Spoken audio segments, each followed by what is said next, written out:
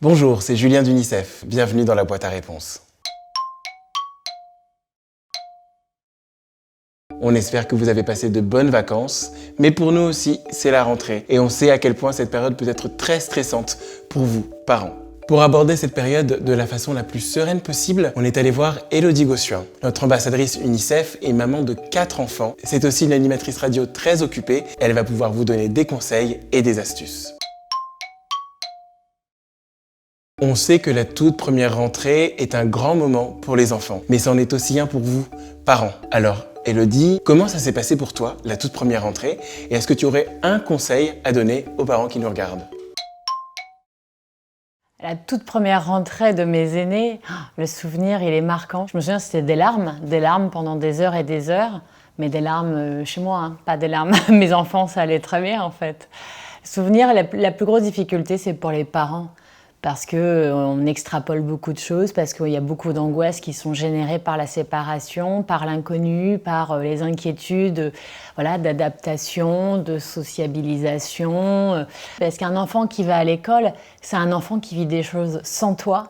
Et un enfant qui rentre de l'école, c'est un enfant qui ne veut pas tout te raconter. Tu peux lui poser 10 000 questions, même ce qu'il a mangé à la cantine, il va te répondre que ce qu'il arrange ou ce dont il a envie de parler. Il a pas envie d'évoquer son petit jardin secret ou ses nouveaux copains ou les instants de vie. Je dirais simplement que ça sert à rien d'imaginer, de se projeter, d'avoir des principes bien arrêtés.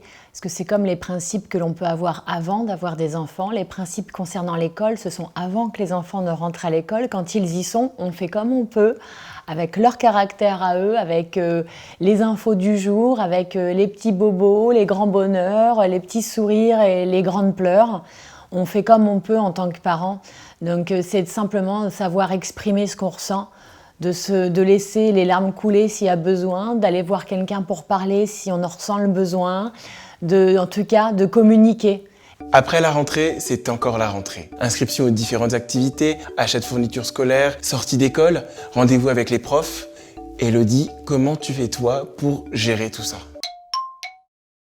Quand on est en période de rentrée scolaire, c'est vrai que c'est tout d'un coup, il y a tout à faire. Et puis tous les jours, quand tu es au collège, il va manquer un cahier petit carreau, grand format, 96 pages. Il me manque un porte-vue, ouais, mais de couleur violette. Et puis des gouaches, mais pas de telle marque. Et puis j'ai pas de blanc, il me faut du bleu dedans. C'est l'enfer, c'est-à-dire que tous les jours, il manque un truc. Et coup, il y a des tas de réunions que toi, dans le boulot, c'est là où tu reprends.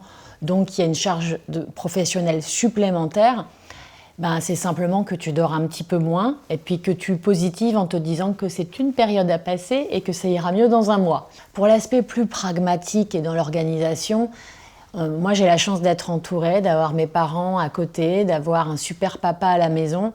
Donc on se répartit en fait. Je bloque mes mercredis, je ne travaille qu'à la radio le matin, donc je gère le mercredi après-midi avec mes enfants. Donc je fais chauffeur de taxi, je fais organisatrice d'anniversaire, je fais psychologue, professeur des écoles, cuisinière évidemment, femme de ménage, enfin tout ça.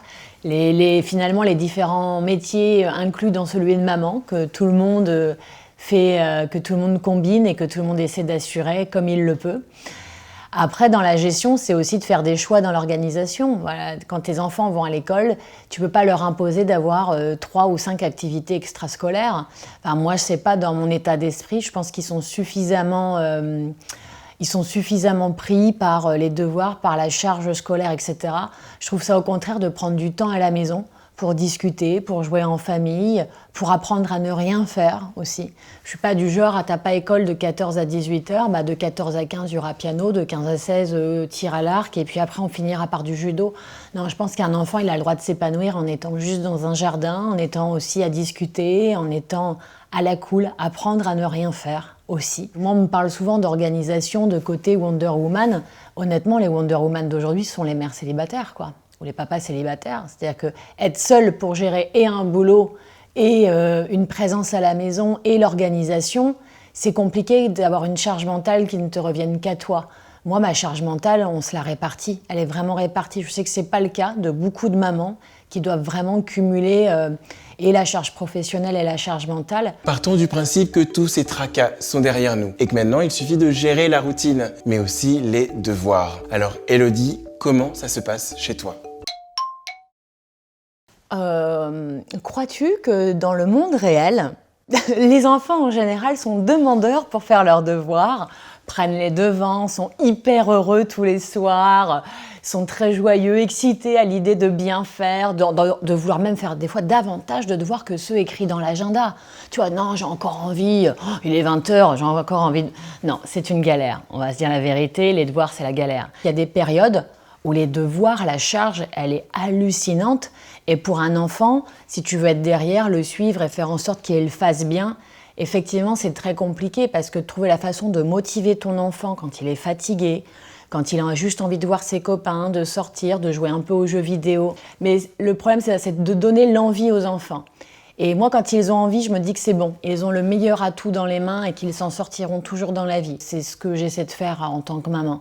Juste de leur donner l'envie, de trouver une façon plus ou moins ludique, d'ailleurs des applications qui peuvent être sympas, ou d'une façon détournée, même quand il y a un devoir maison mais qu'il n'y a pas la consigne, j'allais dire dans le style, ben c'est de leur montrer que le style il peut être au second degré, ou avec une petite touche d'humour, ou avec plus de couleurs.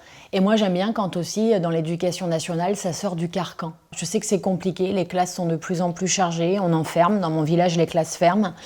Mais quand tu as des profs qui sont à l'écoute de chaque enfant, bah, ça rend les êtres humains encore plus uniques et ça leur permet de croire en eux.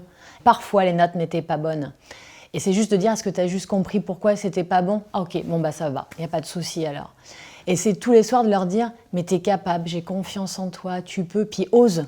Sois fier, tu te plantes, c'est pas grave, mais ose, ose, ose, ose, ose. Et je crois qu'il n'y a que ça. Comme la plupart des parents, tu n'es pas là à chaque instant de la journée de tes enfants.